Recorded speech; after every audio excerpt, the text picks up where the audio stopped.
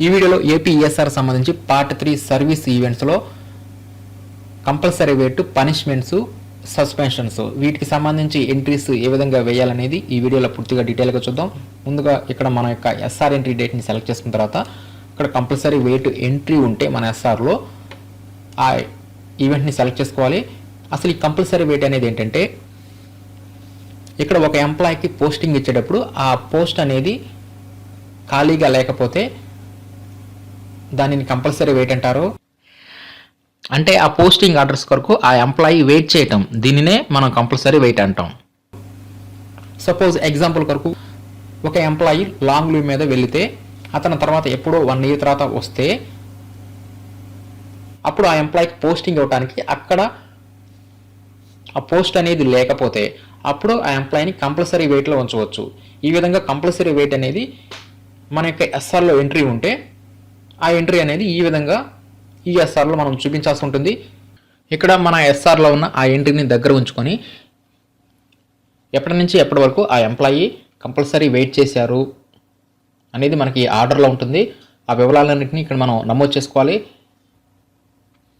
దీంట్లో ఆ డిపార్ట్మెంట్ నేము, ఆ సర్వీస్ రూల్స్, ఆ క్లాస్, బ్రాంచ్, ఆ పోస్ట్ వివరాలు, అదేవిధంగా ఆ పీరియడ్కి సంబంధించి ఆ ఫ్రమ్ డేట్, ఆ టు డేటు సెలెక్ట్ చేసుకోవాలి.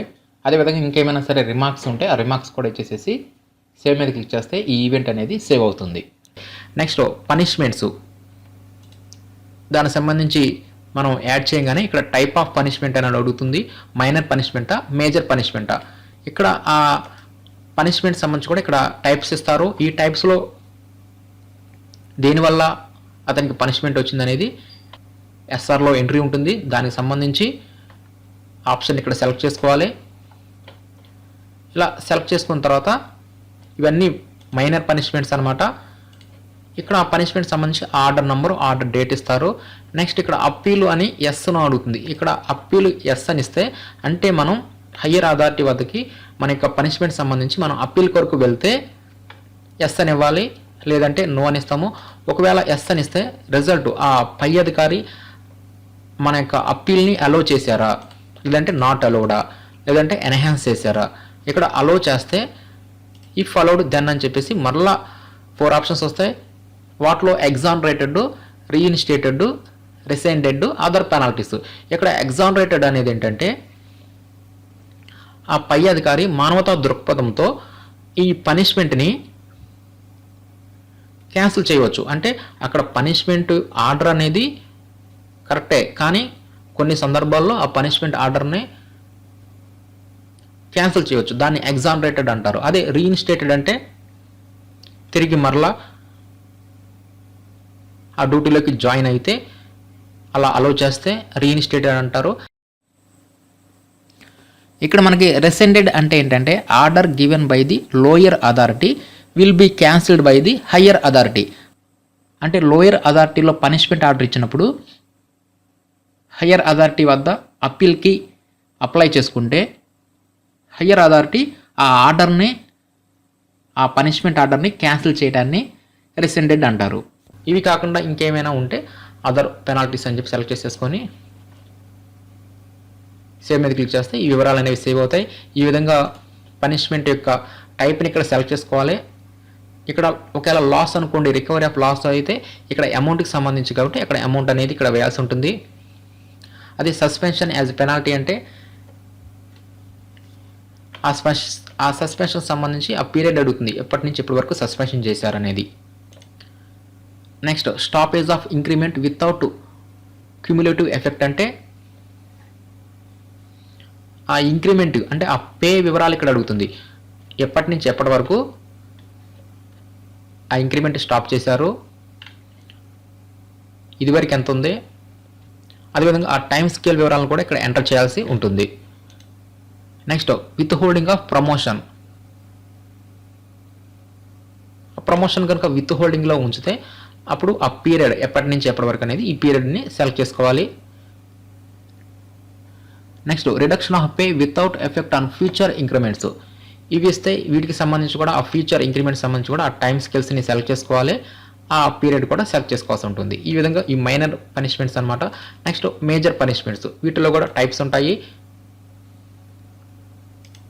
కాబట్టి వీటిల్లో కనుక మీకు ఏదైతే అప్లికబుల్ అవుతుందో ఆ పనిష్మెంటు ఆల్రెడీ మీకు ఎస్ఆర్లో ఎంట్రీ ఉంటుంది. దాన్ని బట్టి ఈ ఆప్షన్స్ని మీరు సెలెక్ట్ చేసుకొని ఈ ఎంట్రీస్ అన్నీ సేమ్ మామూలేనమాట, అన్నిటికీ ఒకే విధంగా ఉంటాయి. ఒకవేళ రిమూవ్ చేశారా లేదంటే డిస్మిస్ చేశారా ఆ వివరాలన్నీ కనుక ఎస్ఆర్లో ఎంట్రీస్ ఉంటే ఆ వివరాలను కూడా ఖచ్చితంగా నమోదు చేయాలి. Next suspensions. ఈ సస్పెన్షన్ ఈవెంట్ మీద క్లిక్ చేస్తే ఇక్కడ సస్పెన్షన్ టైప్ అడుగుతుంది. Suspension ordered, suspension regularised. ఇక్కడ సస్పెన్షన్ ఆర్డర్డ్ అంటే సస్పెన్షన్ చేసినప్పుడు ఒక ఆర్డర్ ఇస్తారు కదా, ఆ ఆర్డర్ని సంబంధించి ఎంట్రీ ఉంటుంది ఎస్ఆర్లో ఎంట్రీ. ఆ ఆర్డర్ని మనం ఆన్లైన్లో ఈఎస్ఆర్లో నమోదు చేయాలంటే సస్పెన్షన్ ఆర్డర్డ్ని సెలెక్ట్ చేసుకోవాలి. అప్పుడు ఈ సస్పెన్షన్ ఆర్డర్కి సంబంధించి ఆ వివరాలను ఇక్కడ ఇవ్వాలి. ఆ ఆర్డర్ నెంబరు, ఆర్డర్ డేటు, ఎప్పుడు ఇచ్చారో ఆ సస్పెన్షన్ ఆర్డర్ అనేది. నెక్స్ట్ ఆర్డర్ రిసీవింగ్ అథారిటీ ఎవరిచ్చారు, date of relief from duty, వారి యొక్క డ్యూటీ నుంచి ఎప్పుడు రిలీవ్ అయ్యారు ఆ డేటు, రిమార్క్స్, అదేవిధంగా ఈ డిపార్ట్మెంట్ వివరాలు, పోస్ట్ వివరాలు సెలెక్ట్ చేసుకొని సేవ్ చేస్తే ఈ వివరాలు అనేవి సేవ్ అవుతాయి. Next suspension regularised. ఇక్కడ సస్పెన్షన్ రెగ్యులైజ్డ్ అంటే ఆ సస్పెన్షన్నే ఎత్తివేస్తూ రెగ్యులైజ్డ్ చేస్తే అప్పుడు దానికి సంబంధించి వివరాలు ఇక్కడ ఎంటర్ చేయాల్సి ఉంటుంది. ఆ suspension date, from date, to date, reason for suspension, ఈ వివరాలన్నీ ఎస్ఆర్లో ఉంటాయి. ఆ వివరాలన్నీ ఇక్కడ నమోదు చేయాల్సి ఉంటుంది. ఈజ్ ఇట్ రెగ్యులైజ్డ్, రెగ్యులైజ్ చేస్తే ఎస్ అని ఇస్తారు. దానిని యాజ్ ఆన్ డ్యూటీగా పరిగణించారా లేదంటే నాట్ ఆన్ డ్యూటీగా పరిగణించారా, అప్పుడు దానికి సంబంధించి ప్రొసీడింగ్ నెంబరు, ఆ డేటు ఇవన్నీ ఇవ్వాలి. ఒకవేళ లీవ్ కింద పరిగణిస్తే ఇక్కడ ఎస్ అని చెప్పి సెలెక్ట్ చేసుకుంటే ఈఎల్ఆ, హెచ్పిఎల్ఆ, ఈఓఎల్ఆ, ఆ సస్పెన్షన్ని వేటి కింద ఆ లీవ్స్ కింద పరిగణిస్తూ రెగ్యులైజ్ చేశారనేది ఇక్కడ సెలెక్ట్ చేసుకోవాలి. ఒకవేళ ఈఎల్ అనేది సెలెక్ట్ చేసుకుంటే ఎప్పటి నుంచి ఎప్పటి వరకు ఈఎల్ తగ్గించారు, అదేవిధంగా హెచ్పిఎల్ ఇస్తే ఎప్పటి నుంచి ఎప్పటి వరకు ఆ హెచ్పిఎల్ని తగ్గిస్తూ రెగ్యులైజ్ చేశారో ఆ వివరాలు, ఆ లీవ్ వివరాలన్నింటినీ ఇక్కడ ఎంటర్ చేయాల్సి ఉంటుంది.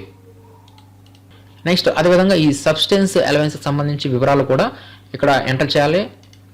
వీటన్నిటిని చేసేసి సేవ్ మీద క్లిక్ చేస్తే ఈ సస్పెన్షన్ వివరాలు కూడా సేవ్ అవుతాయి. ఈ విధంగా ఈఎస్ఆర్ పార్ట్ 3 ఎస్ఆర్ ఈవెంట్స్లో కంపల్సరీ వెయిట్, పనిష్మెంట్స్, సస్పెన్షన్స్, ఈ వివరాలను ఈ విధంగా మనం ఆన్లైన్లో నమోదు చేస్తాం.